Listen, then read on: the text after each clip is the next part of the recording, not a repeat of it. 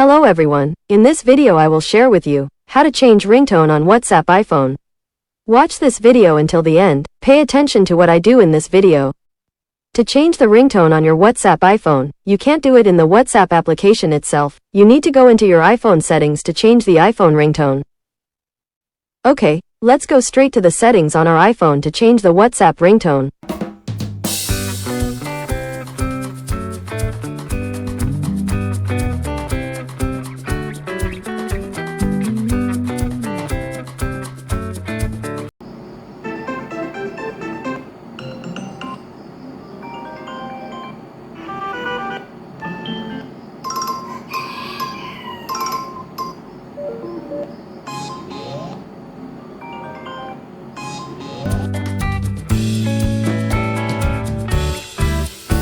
After you change the WhatsApp ringtone, make sure this button is not down, this button must be at the top.